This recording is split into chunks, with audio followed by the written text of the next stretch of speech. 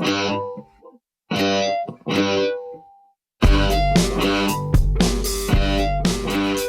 there, welcome back to the show. This is Phil Fisher. You're listening to the Phil Fisher podcast. I feel like I've been drinking.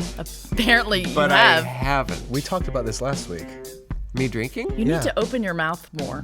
I like to be here. Enunciate. Do your exercises. I don't want to. Hey, it's a podcast. What do you know? Hey, it's a podcast. And we got video. Hey, it's a podcast. So lend an ear. The Phil Fisher podcast starts right here. Oh, we'll talk to Scott. Oh, my word. Seriously? Really? Yeah. This is happening. Yes. And Christian, too. Hello.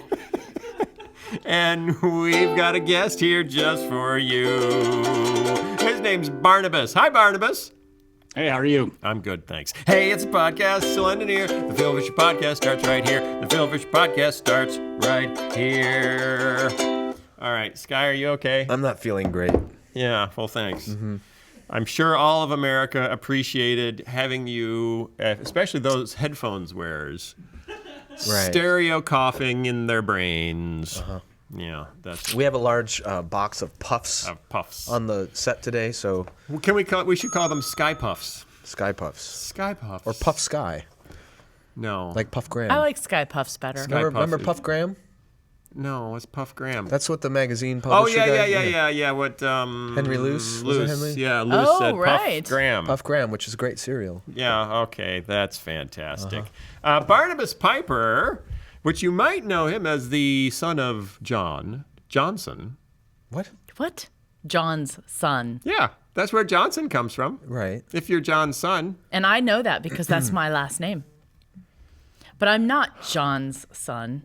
I'm But somebody Jim's was. son. Somebody That's was true. once. Barnabas Piper is the author of The Pastor's Kid, Finding Your Own Faith and Identity, and Help My Unbelief, Why Doubt is Not the Enemy of Faith. He co-hosts the popular Happy Rant podcast and 5 Leadership Questions podcast and writes for the Blazing Center. What the heck is the Blazing Center? It's a blog with a number of contributors, of whom I am one. And is the At center the center of the earth. is That's the very center hot. like the middle of America, or is it political center, or is it the theological No, center? it's some vague theological reference, probably to a reformer, but I'm not sure. I didn't start the podcast. okay. I just the blog. So I what didn't was start that the fire, first so- book he authored? The first book was The Pastor's Kid, Finding Your Own Faith and Identity. I know why he probably wrote I that. have no idea. He must have some friends that are pastors' kids. Well, he must. And he was talking to them about their struggles. He speaks regularly at churches and conferences around the country and lives in Nashville, where he works for Lifeway Christian Resources. And he has a new book out that we will talk about in a bit. Awesome. But first, Yes. the news. Oh, we have news today. But first, the news. Skye, do you have any news besides your health, your ailing health? He was speaking over the last week, right? I've been traveling a lot this month, you've and been that's traveling why too much. I think that's why I'm sick. What have you been You've gotta talking about? knock it off. I was down near Austin, Texas, and I spoke at a C12 retreat. You know what that is? No. Yeah, it's CEOs, Christian Right. CEOs that meet together and pretend they're Jesus' 12 disciples. Probably not that. Isn't that where the name Probably comes not from? that It was last part. A very nice group. And then I went from there to Atlanta, Georgia, outside Atlanta, Georgia, where I did a retreat for men's ministry. Which was more fun, the retreat for the men's ministry or the Christian CEOs? Well, that's not fair. I was going to say, that's so not fair. But did you give the same talk at both places? No, but there were. I spoke 3 times in each place. Were you talking Wow. about with? Yeah, there's a lot of with content there, That's a but lot. that's not all. That's Okay. too much. It was so I did 6 talks over 2 days And caught a That's bug. Too much. and caught a bug. That's Yeah. why, because you talk too much. That's the reason. Could Southern Baptist Russell Moore lose his job? Churches threaten to pull funds after months of Trump controversy. This is in the Washington Post. Oh, wow. So does that mean we know that it's real news, or does that mean it's fake news? Do you want to go there? If it's- I just usually want if to it- ask, in the do you want to Washington go Usually, there? if it's favorable toward Mr. Trump, then it's not fake. If it's unfavorable toward Mr. Trump, then it's considered fake. By Mr. Trump. Right. Just like the jobs report. Remember Okay, that? now you know who Oh, Russell gosh. Moore is. He was not been on the show. He's a friend of the show. He's a actually friend of the show. fan of the show, and I think he listens just about every week. And we are generally fans of. And we are Yes. we are fans of Russell Moore. So, hi, Russell. Hi, Thanks for Russell. listening. Hi, Russell. You made the news, Russell. We hope you don't get Maybe- fired. Maybe you didn't know this. But you're in the news. Russell Moore, this is the Washington Post. Russell Moore, president of the Southern Baptist Convention's Ethics and Religious Liberty Commission, could lose his job after months of controversy over his criticism of President Trump's 2016 campaign and his supporters. More than 100 of the denomination's 46,000 churches have threatened to cut off financial support. How many? More than 100. Out of how many? 46,000. Yeah, I mean, that seems a but little they don't silly. all give the same amount. It depends on which 100 you're looking at. Yeah, there are. Some have the 100 that give a lot. Mm-hmm. Many of the SBC churches are teeny weeny, like 200 people or less, 100 Right. people or less. So, but then there's mega churches that support a lot. Right. But more than 100 have threatened to cut off financial support for the SBC's umbrella fund, which funds the whole Southern Baptist Convention. According to Frank Page, who's the president of the executive committee, the committee is studying whether the churches are acting out of displeasure with Moore because it has received more threats to funding over him than over any other issue in recent memory. Page is meeting with Moore today, Oh, which I wow. think was Dum, yesterday. dum. No, it's Monday, so it's probably today. So Today. this whole issue kind of highlights a broader trend within American evangelicalism. The trend of blowback, No, generational blowback. there's generational stuff. So I think the tension that a lot of ministries find themselves in is some of them are taking positions or instituting policies that are effectively engaging younger Christians or young people in general, Yeah. making adaptations to whatever old policies had been there or stances. I think Russell Moore's principled voice during the election was widely appreciated by a lot of younger evangelicals. The problem, however, is that most of these ministries are funded by much older Right. folks who are generally much more conservative. So what Here- you're saying, Here's, just let me get this okay, right. Okay. What Frame you're it for us, saying Christian. is Frame it for us. it all comes down to money. I don't know if it all comes down to money, but I think it is Well, the deciding factor. Yeah. Organizations that need funding tend to be somewhat sensitive to losing their funding. But the But problem as is, Christians, we should not be beholden to funding. No, but even it's not just about funding in this case because it's also older leadership within the SBC True. that isn't happy, as well as older leadership. but I in want the to move individual away just from the churches. SBC because I think we've seen this in other scenarios. We saw it with World Relief. We've seen it with InterVarsity. We've seen it, I think, at Wheaton College. Yeah. We've seen it where, in order to secure funding from generally an older generation, you alienate younger So constituencies. Wheaton College, Larisha Hawkins, Right. she wears a hijab, a headscarf, to show her solidarity with Persecuted Muslims. persecuted Muslims, and says we worship the same God. Wheaton students and younger faculty come to her defense, Right. say this we believe is the Christian position. Older donors say, And parents of prospective students. and parents of prospective students say, fire her or we're not supporting Right. the college anymore. She ends up getting fired. Right. What InterVarsity? I think InterVarsity changed. their- This is a little different. They've changed their policy around LGBT issues and Yeah. staff members. Staff members. So it used to be a more case by case basis, and they've come out with a far more conservative, Yeah. hard line on this thing. And part of that's not just funding; it's more of legal protection. Okay. But again, it upset a lot of young people Yeah. who are involved in that college ministry. Yeah. So but it- it placated a lot of older people who fund that ministry. And a lot of what this comes down to is we're in a generational transition between the old culture warriors Right. of the Dobson, Falwell, et cetera, Mm-hmm. Ralph Reed era, and the next generation of leaders who think the church overinvested in politics, Right. and warring with our neighbors, basically over cultural direction. So within the SBC specifically, today 60% of people who identify as Southern Baptist are 50 years or older in age. 60%. 60% of Southern Baptists are 50 and up. That's not a promising demographic projection. 13% are 30 and younger. And if you consider what's the percentage of the funders Like, what are the age demographics of the funders? It's going to skew even more one way. So Nathan Finn is a Southern Baptist historian. Did you know there were Southern Baptist historians? I did not, but it does not surprise me. If there's anything that's been happening for a long time, someone needs to be a historian of it. So true. That's what I always say. You can't focus broadly. You have to narrow. Yes, you need to be the number one at something. Yes. Was it Mark Twain who said an expert is somebody who knows more and more about less and less? Yeah. Yeah. There you go. Yeah, and the rumors of his death were greatly exaggerated. A Southern Baptist, this is what Nathan Finn said, our friendly neighborhood Southern Baptist historian. A Southern Baptist who ventures too far out from the political mainstream for the denomination risks being cut adrift. And this is Finn's quote. If you're one step in front of Southern Baptists, you're a leader. If you're 2 steps in front, you're a prophet. 3 steps in front of Southern Baptists, you're Jesus. You're a target. You're a target. A lot of Southern Baptists think Russell Moore is 3 or 4 steps in front of Southern Baptists. So what do you do when you have younger leadership that is inspiring your younger audience and alienating your aging audience? Well, that's tough. To Christian's point, you would hope that leadership within these churches, leadership within this denomination, would assess Russell Moore by a biblical standard of fidelity to the teachings of Jesus. Amen. Preach it, brother. Rather than necessarily effectiveness in maintaining funding. Oh, you in your idealism. You know, that saying. to me is the heart of what breaks my heart.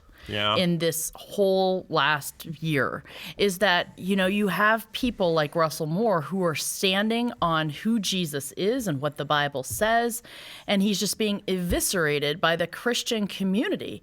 And so how do you... Not all of them, just some of them. Also, Southern Baptist minority churches are very much rallying to his support because he's done a lot for racial reconciliation and racial outreach. And because if you're a minority group in the Southern Baptist, you're not very comfortable being associated with Donald Trump and his rhetoric.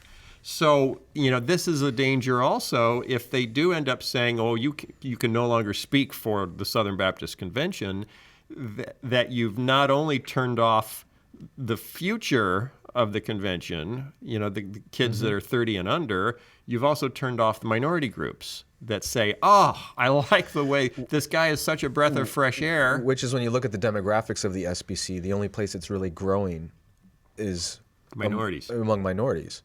Yeah. My question is, why would Russell Moore want to stay? Because he's doing good.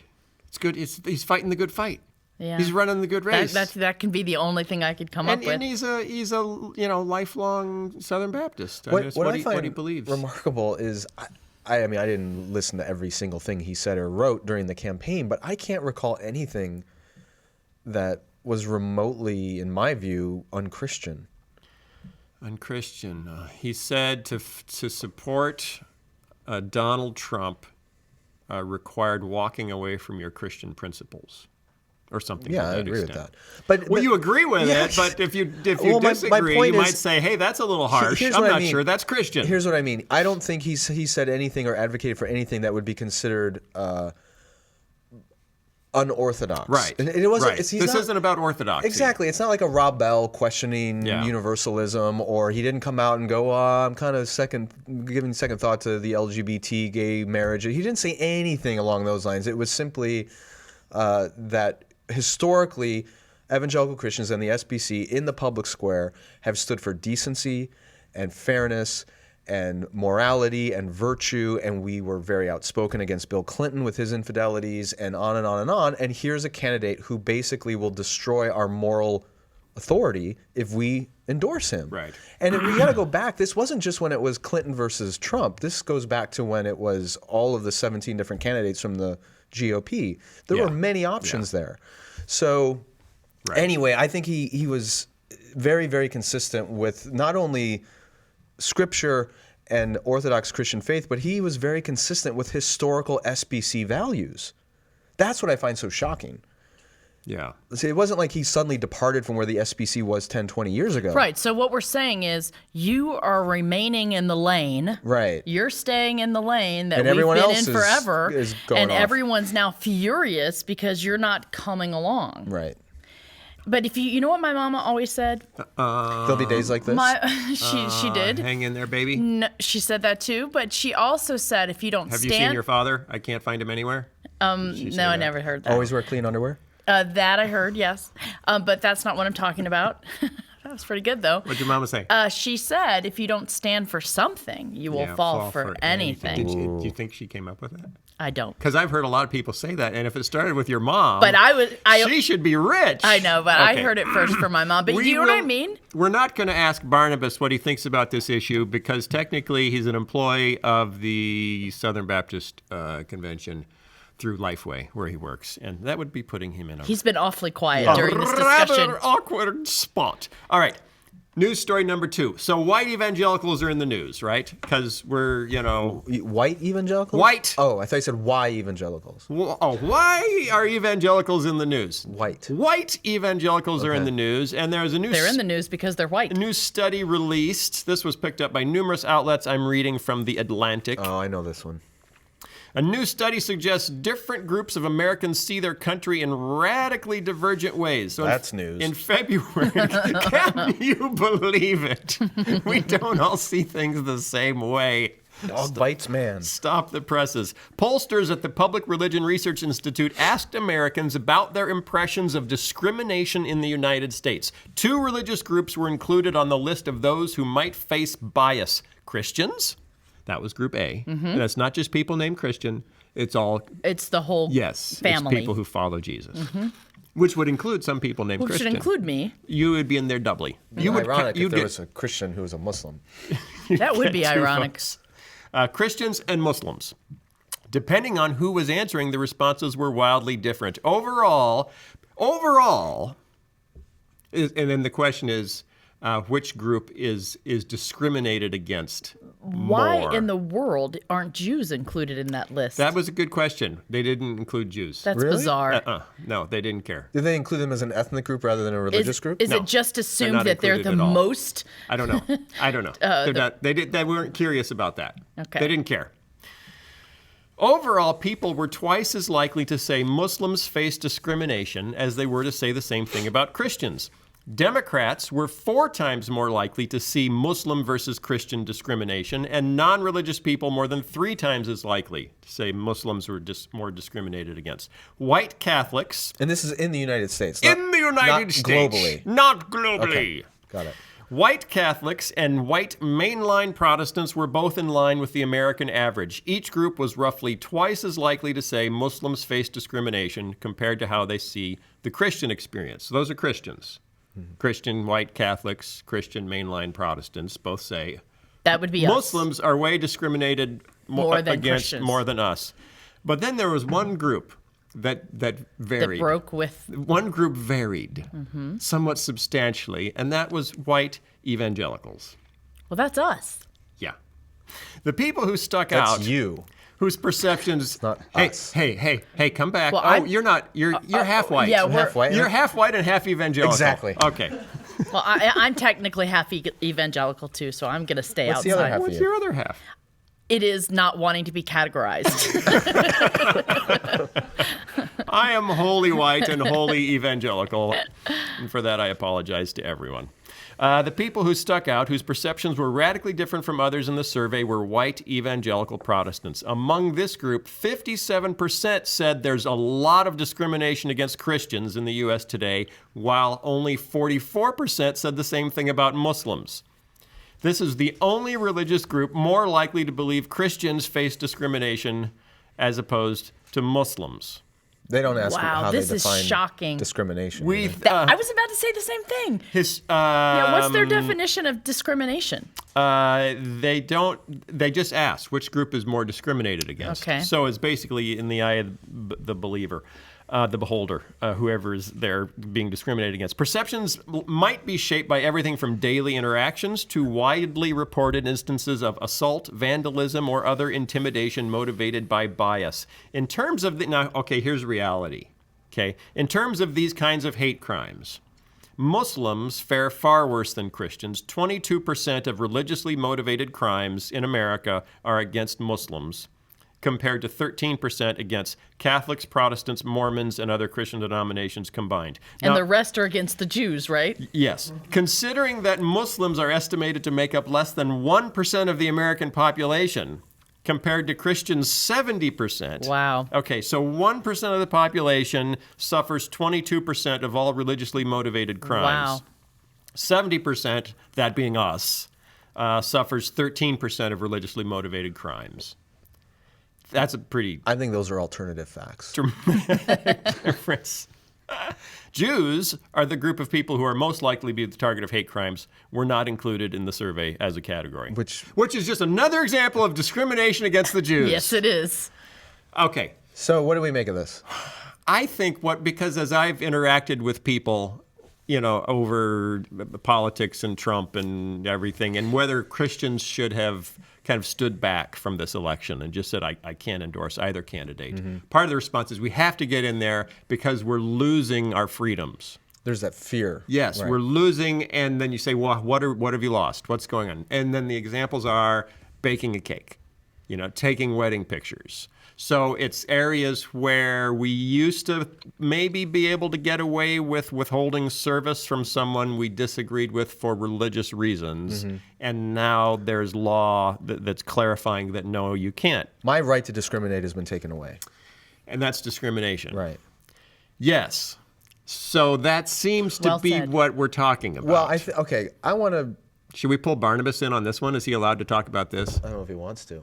Yeah, I'm not going to lose my job for this one. Hey, so I think I want to defend some white evangelicals for a second. Okay. Go for it. I think part of this. That's risky. I know. But I think part of this is not just a matter of perception, it's also a matter of geography.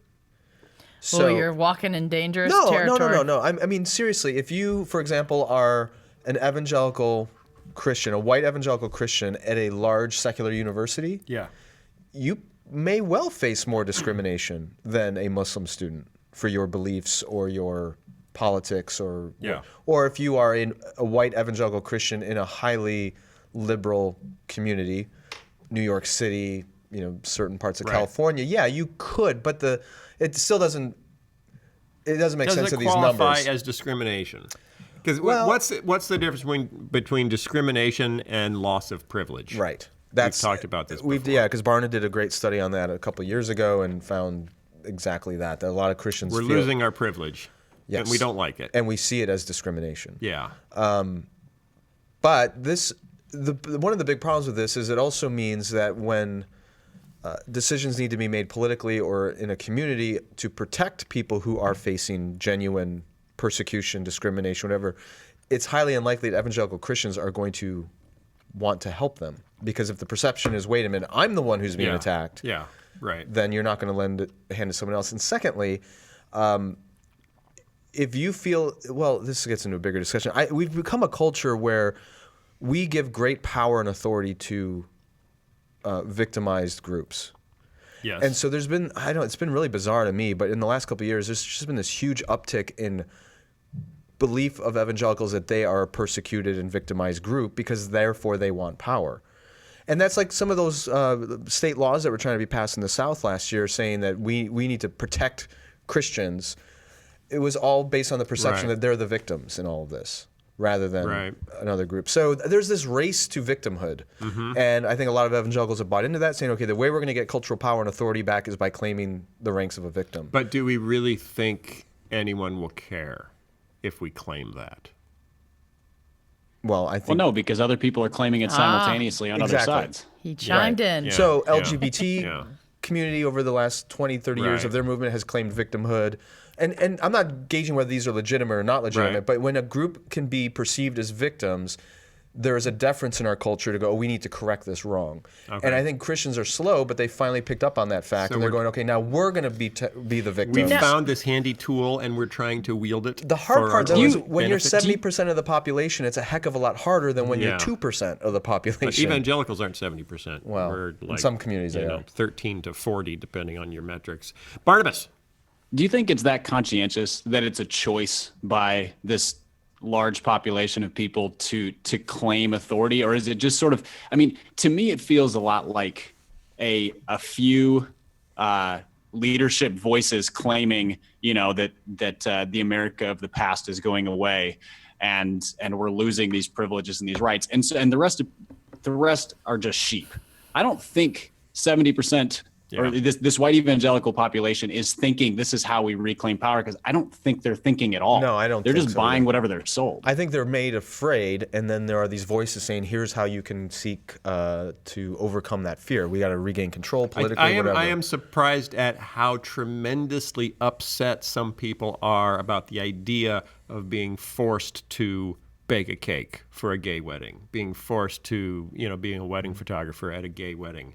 And it's like it's the first time there would ever be a law that overrules a religious conviction, when in fact there have been those since the very beginning of the country, when Quakers were told they had to pay taxes that would support war. Well, all of that stuff Or was so get drafted, long ago. Yeah. We don't even remember that. But that wasn't it's my group. It's part of our history. Right. It's part of our history. Yeah, but we don't know our history. That we believe in religious freedom up to the point where it prevents us from coming together for the common good.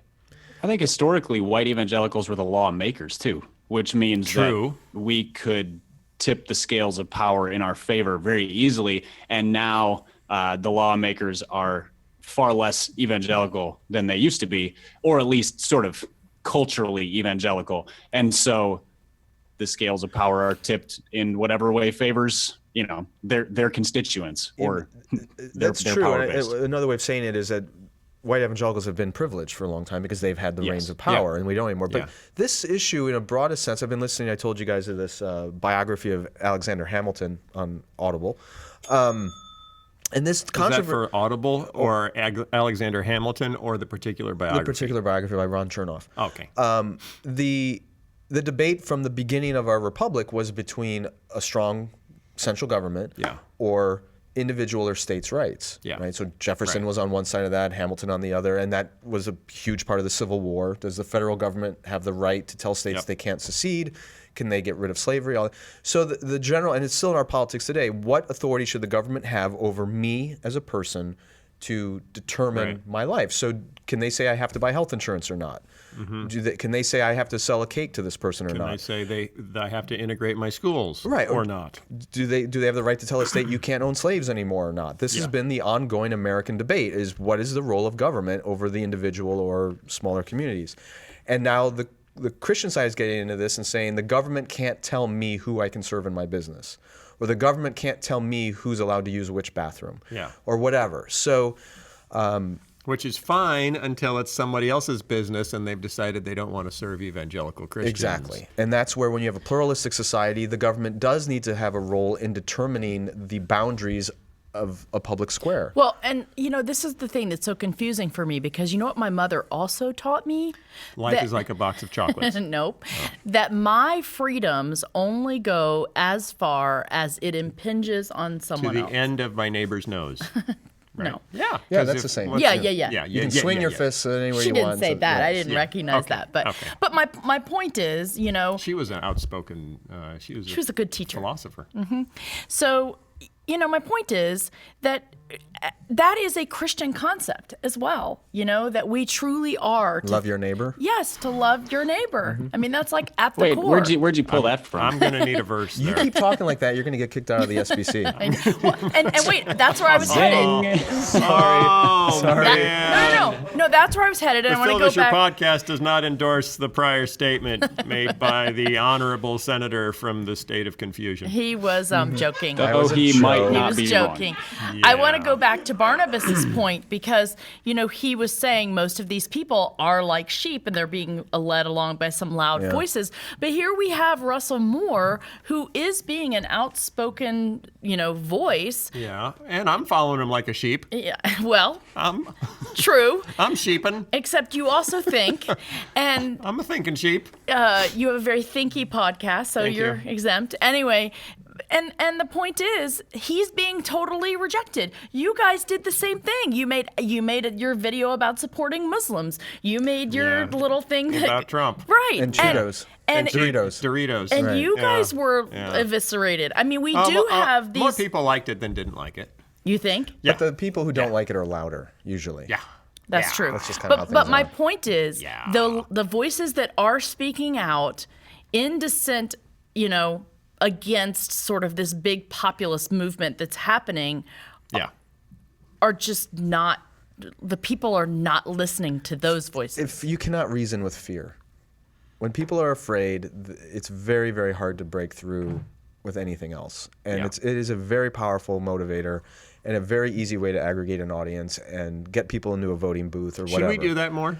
Do we need to make people afraid? Well, we used to. We used to say the end of civilization was coming. Yeah, but even that we couldn't say with a straight face. I make people afraid all the time. We are not good you look like a fearmongers. terrorist. Exactly. Every time I walk onto an airplane, I see people grab their children. Look like a terrorist to me. When I get up to use the front lavatory in a bathroom, Do you ever consider I can feel the eyeballs just in the like back of my head. Do you ever consider just what the heck? I'm going to give them what they want. Do you ever? And what would that be? Just yell something in Arabic and run around the plane. Oh yeah. And I get tased in about 20 seconds by an air marshal. Okay, we actually have Barnabas on the show for a reason today. And it's not And just... it wasn't to make me lose my job. Yeah, hopefully not. But, hey, if your loss of privilege strikes you as discrimination, I can't be held responsible for that. Well, and maybe me and Russell Moore will be in the same boat. Who knows? Yeah, we'll put you on the podcast next week.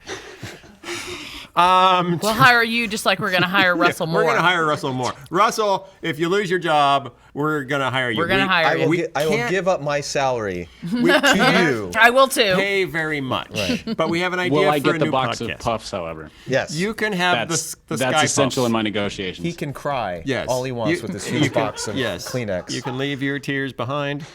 Okay. Barnabas Piper wrote a new book. Is this your third book?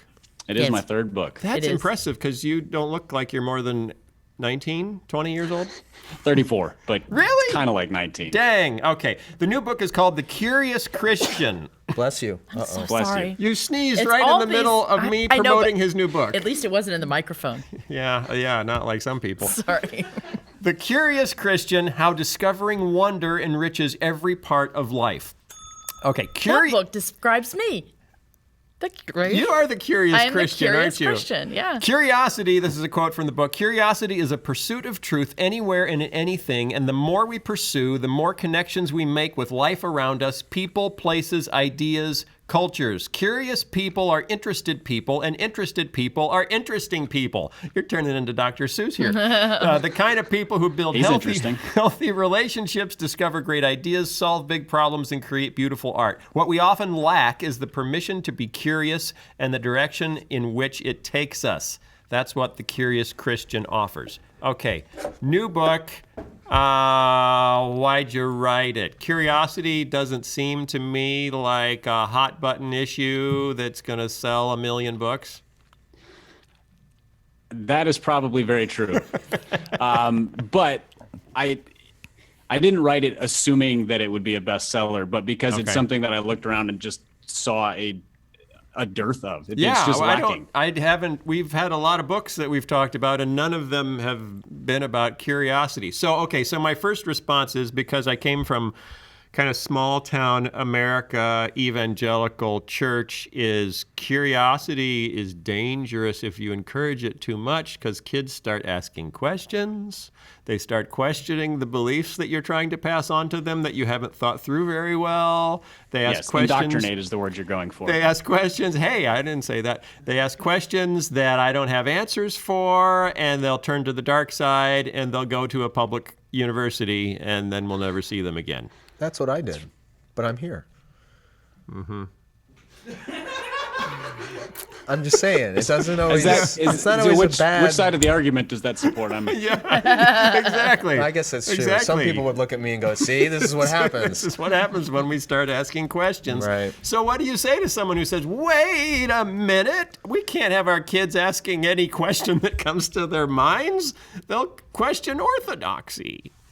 Well, there's no way to suppress somebody's questions. If you don't answer them, somebody else will. So But we can discourage the questioning. Again, there's no way to suppress a kid's question. It's a fruitless endeavor because the questions will boil over at some point. You know, you can put a lid on it for a while, but so where are they taking their questions? Wouldn't it be better to ask questions that have the potential to lead somewhere uncomfortable, but in a context where truth really is encouraged and matters?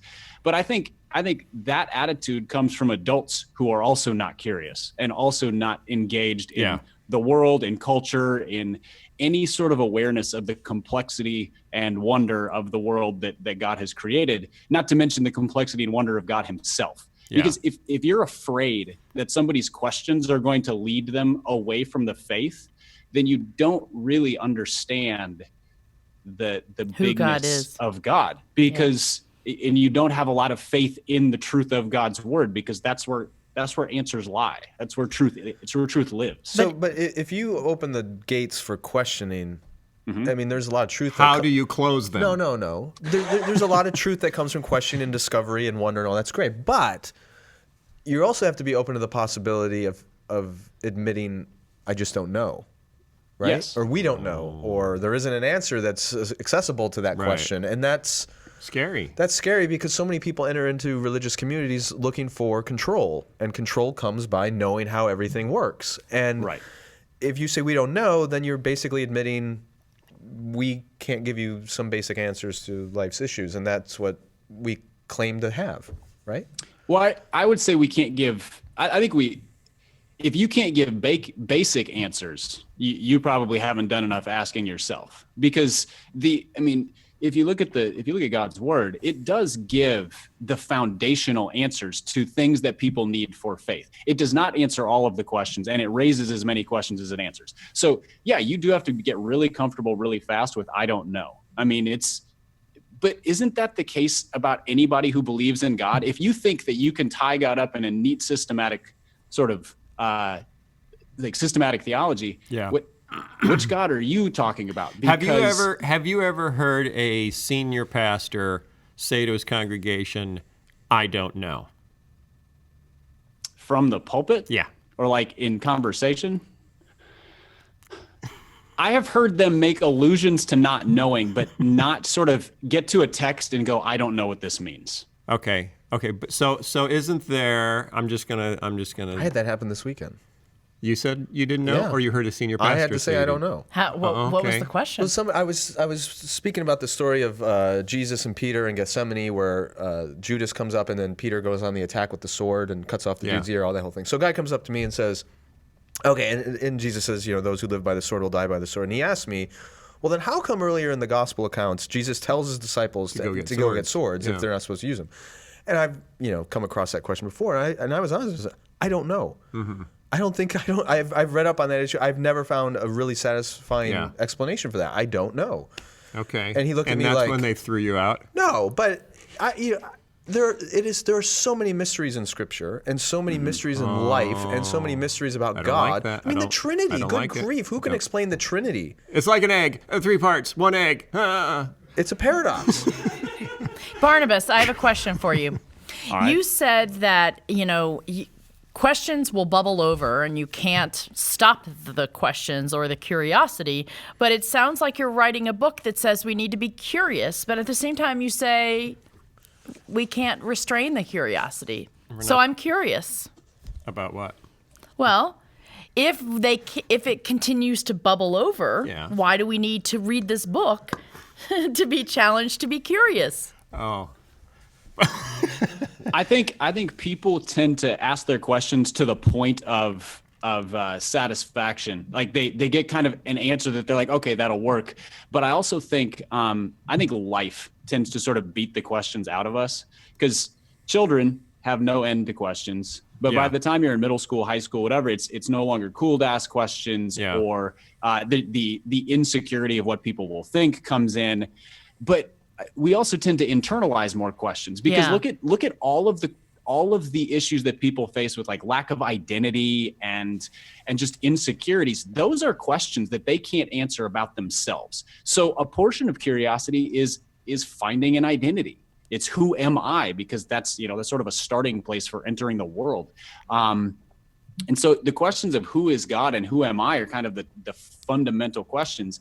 So it's, in one sense, people lose their wonder. And there's been a lot that's written about that, why like every child is an artist and then nobody, you kind of lose it as you get older. And I write on some of that, but those sort of foundational identity-based questions, they never really go away. And that's kind of where curiosity has to start, I think. Yeah.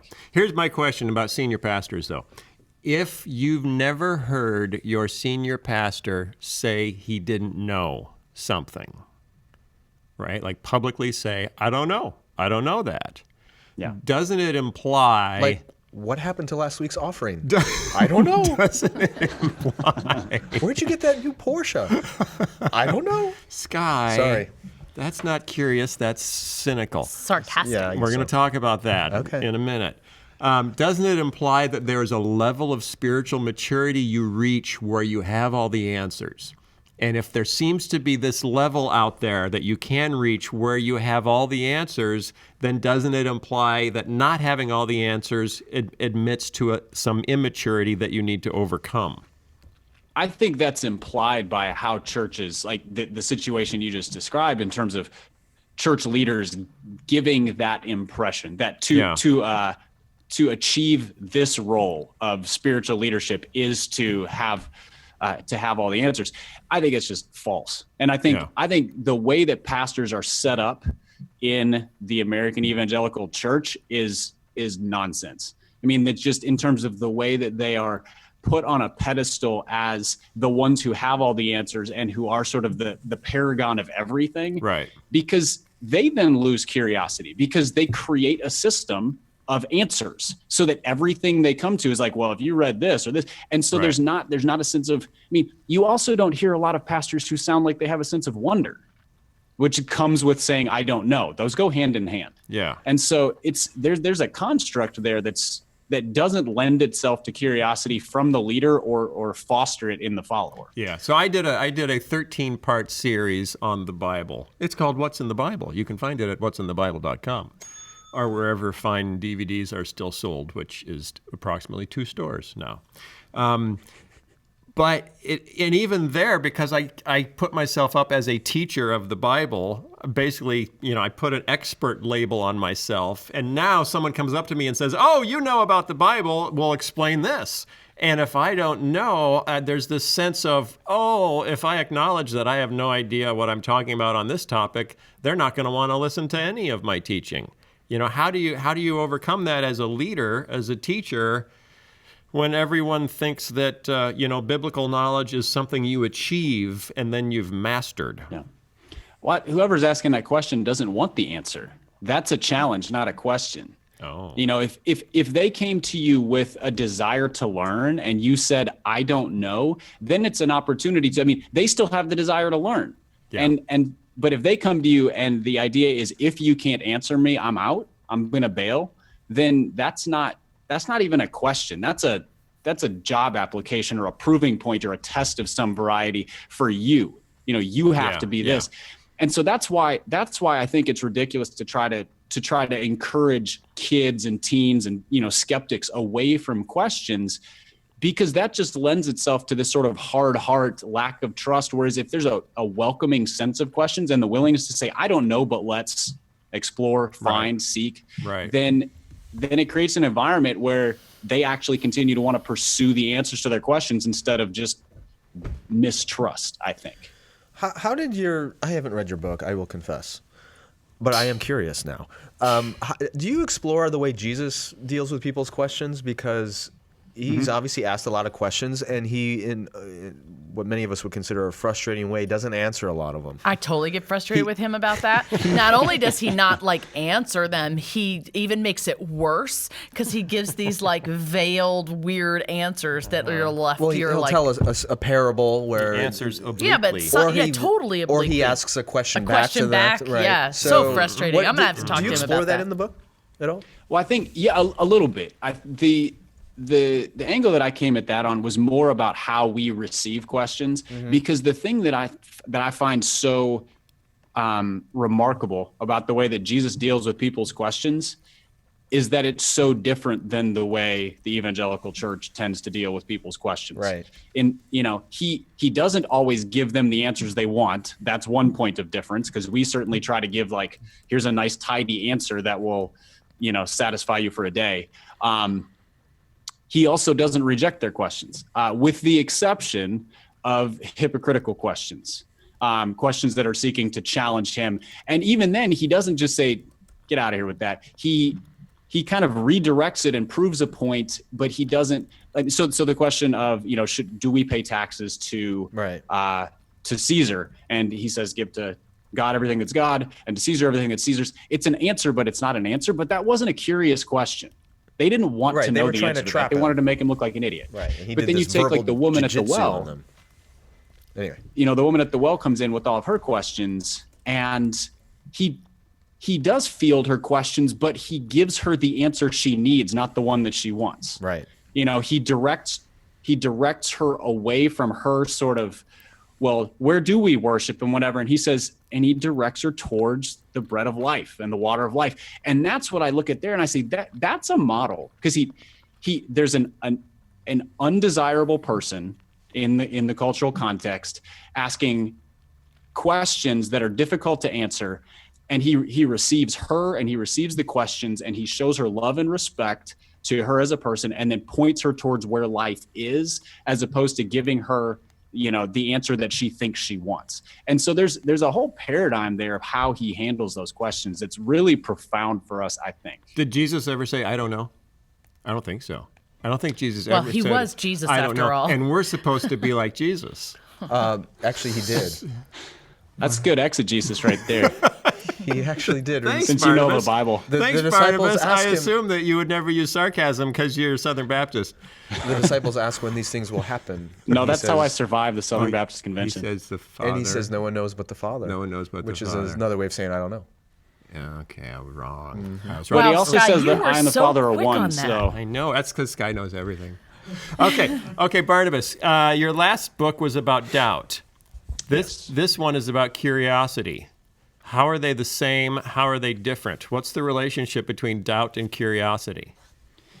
Well, there's a strong relationship between them. The way I define doubt in the book Help My Unbelief is doubt at its very basis is simply not knowing something. So it's not necessarily sinful or a virtue. Good or bad in its basic definition. And so it can be a thing that leads you deeper into faith, or it can be a thing that pulls you away from faith, depending on how you ask questions, who you ask them of, where you're going with that. Curiosity is also the admission of I don't know, and this desire to explore for truth. And so the thing that I wanted people to take away from that is that truth is not just knowledge.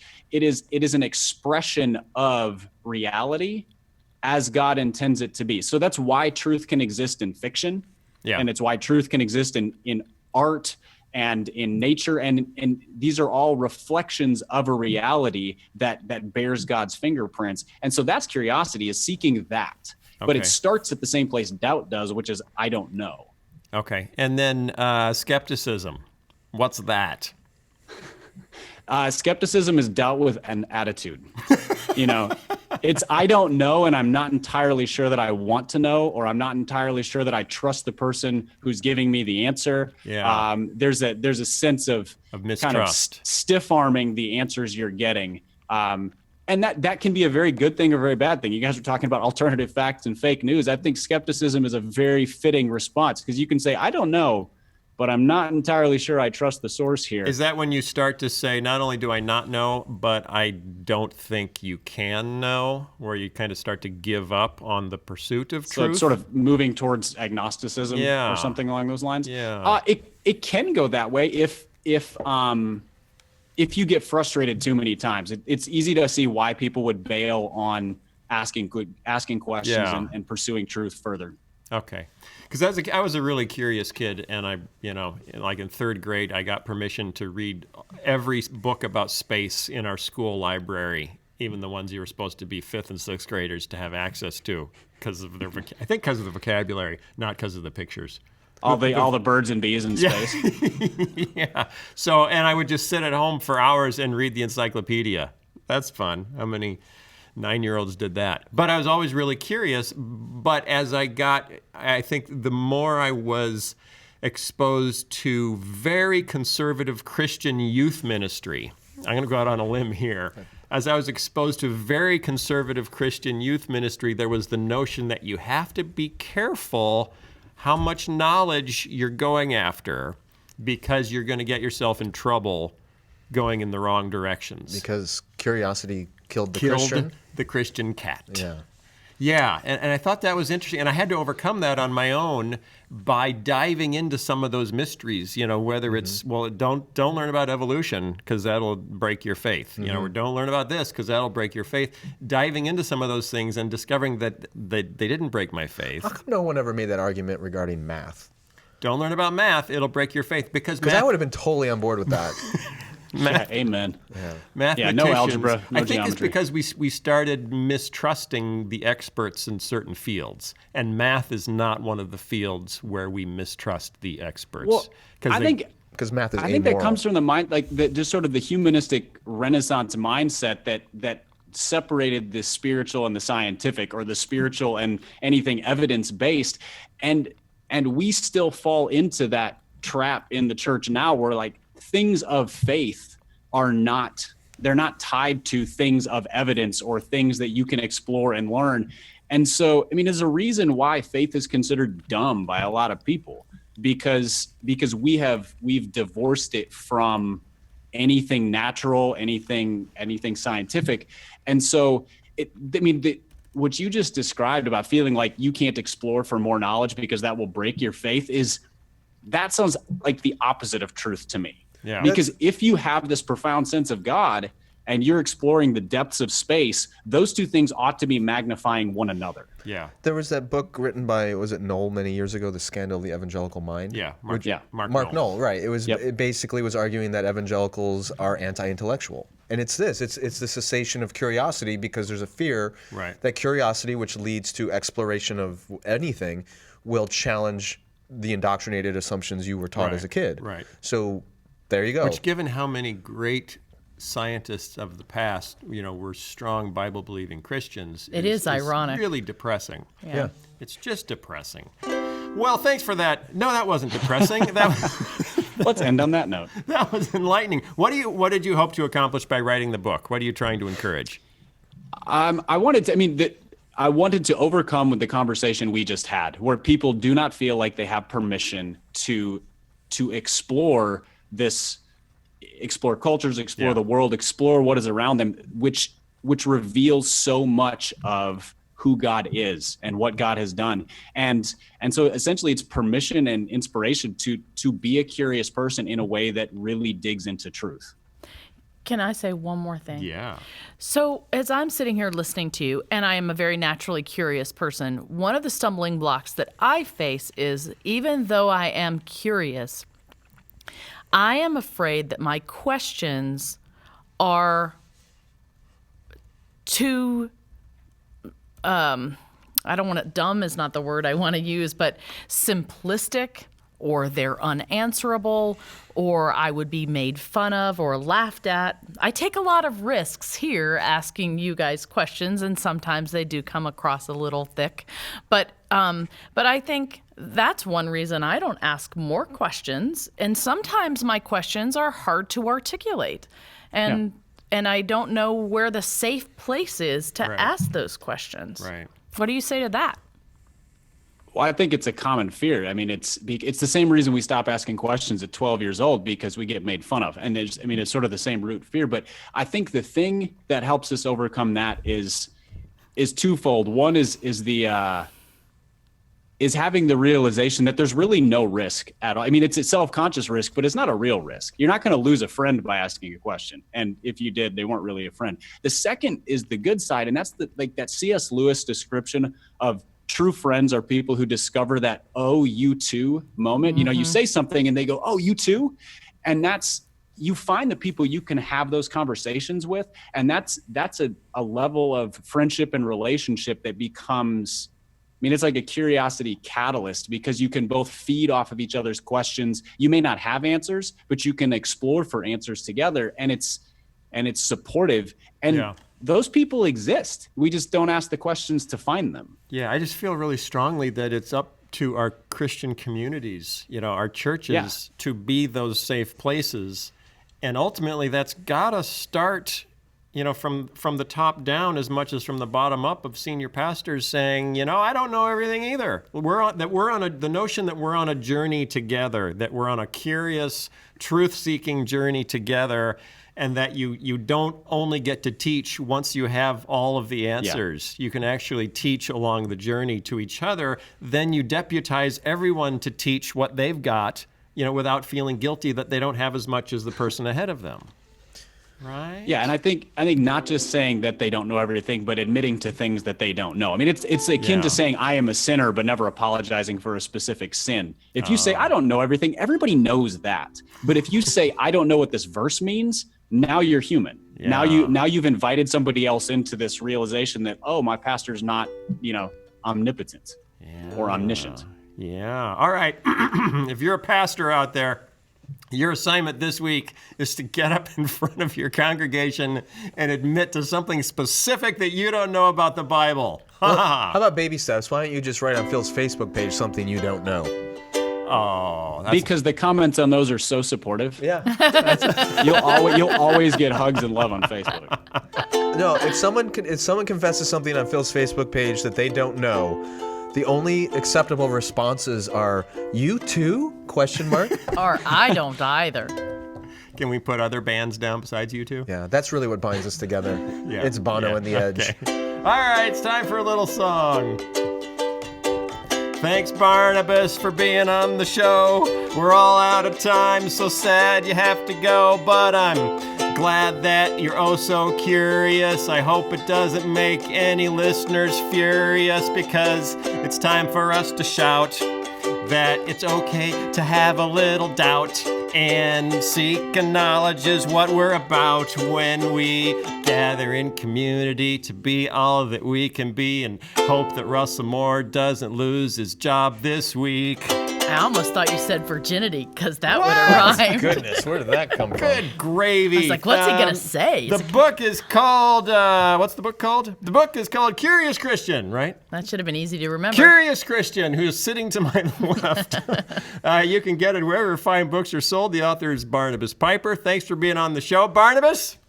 It has been a pleasure. Thank you. All right. Hopefully you can come back again next time. And you, viewers, if you want to support the show, even for $2 a month, we appreciate it. Go to patreon.com/Phil Vischer, and you can support us, and we can pay our internet bills for hooking up Barnabas via Skype. Okay, see you next week. Bye, everybody. See ya. Bye. The Phil Vischer Podcast is produced by Phil Vischer Enterprises and recorded live at Jellyfish Lab Studios. This episode was edited by Jason Rugg and was fact-checked by absolutely no one. For more information, go to philvischer.com.